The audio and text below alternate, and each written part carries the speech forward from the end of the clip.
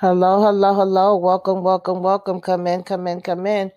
Get on in here, y'all. Get on in here.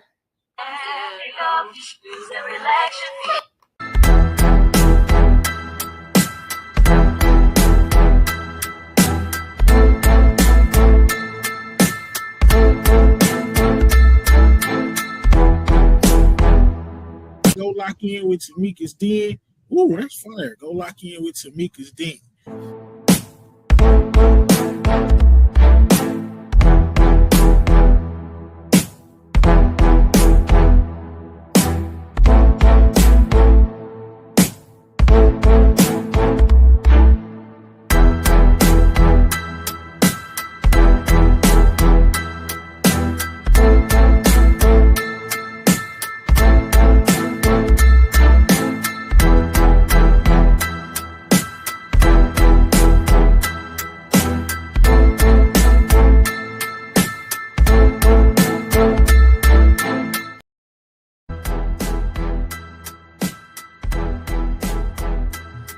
Hello, hello, hello. Welcome, welcome, welcome. Come in, come in, come in. This is Tamika's Den.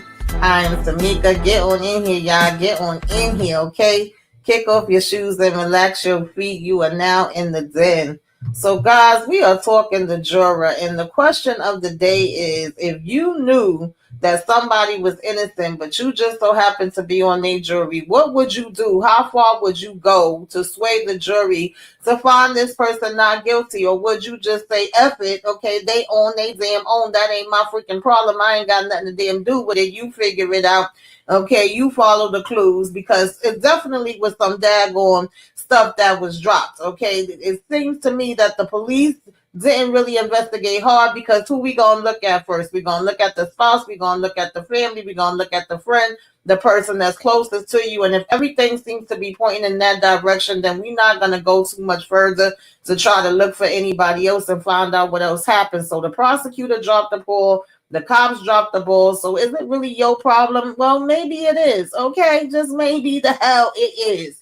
Now, when first reading the synopsis to this, it says, while serving as a juror on a high-profile murder trial, a family man, Justin Kemp, finds himself in the middle of it, and he's struggling with a serious moral dilemma on one he could use to sway the jury to not, guilty and have this person go free, or he could just sit back, relax, relate, release, and just let it all go down however the hell it's going to go down and be like, it's not my business. I ain't got a damn thing to do with this. Which one is he going to choose? Is basically the question of the daggone day.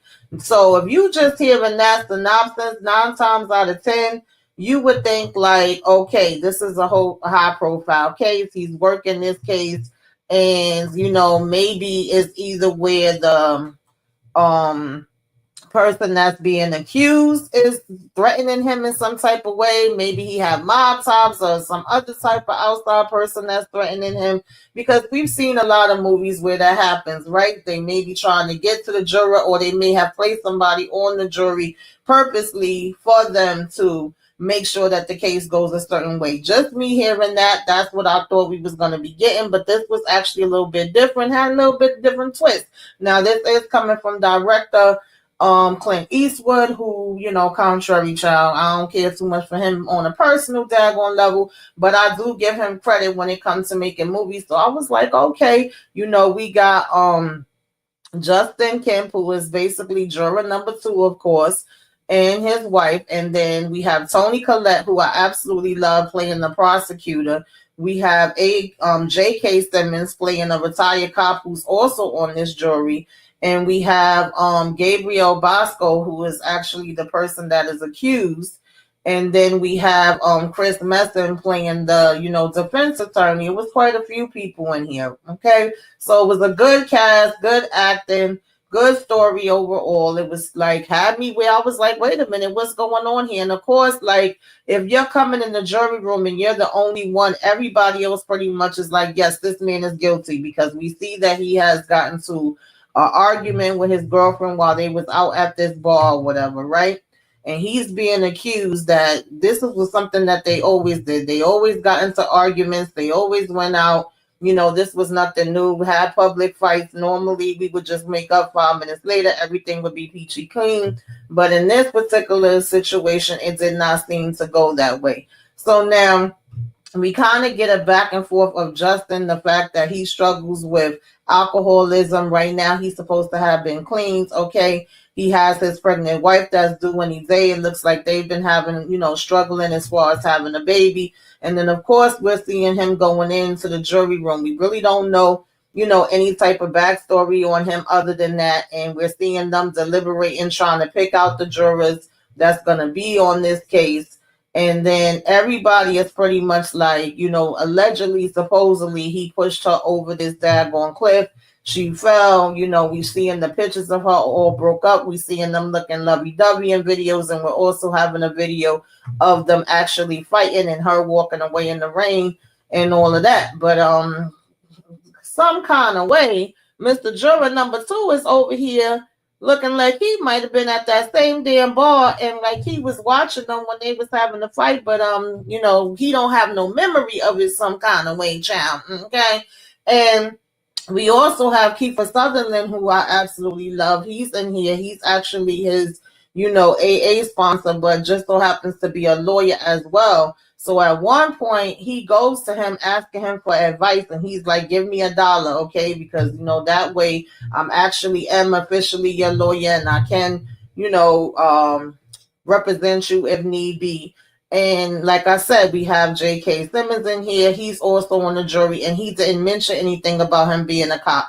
But as we start to discuss this case, and as the jurors is getting annoyed because they're like, why are you the only one that's saying that is not damn guilty? It seems pretty cut and dry to us, okay? Then, J.K., he go over here and starts investigating things. But of course, if you're on the jury, you're not supposed to be doing that. We taking road trips, we looking on over everything, and it just gets to a point where it circles back, like I said, to did this prosecutor really look everywhere she needed to look? Was the witness just saying what the cops wanted them to say, or did the witness actually witness what they said and really saw the person, and can we prove that? Because at the end of the day, that's what we want to do. We want to prove things without a reasonable doubt. And so we just had like a whole lot of back and forth with that. And also, what the hell is Justin Kemp going to do? Is he going to tell the truth, or does he feel like, listen, if y'all ain't do y'all job, then that just was on y'all. I ain't about to sit here and do the damn job for you. And if you was in that position, what would you do, right? That's pretty much what it all boiled down to. This was okay. It was cute for what it was, but I could have used a little bit more where this was concerned too. I felt like we left some things kind of open where I thought that we was going to go into it a little bit deeper. And, I just would have liked to really see them show more of what the relationship was between the accused and the girlfriend. And I would have liked them to show more of Justin and what the repercussions, or if it wasn't going to be any repercussions, like what does that look like? That's what I would have asked for when it came to this. But did anybody check out Juror number 2? If you did, what did you think about it? Did you like it? Did you not like it? Was you like, they could have gave me more, they could have gave me less, I could have had a V8? Whatever it may be that you felt, put it in the comments. Let me know. Let's discuss it down there. Make sure that you like, comment, share, subscribe. If you are so inclined, okay, give me a wave. Let me know you came by. Put some flames up in the sky. Till next time, y'all. Toodaloo.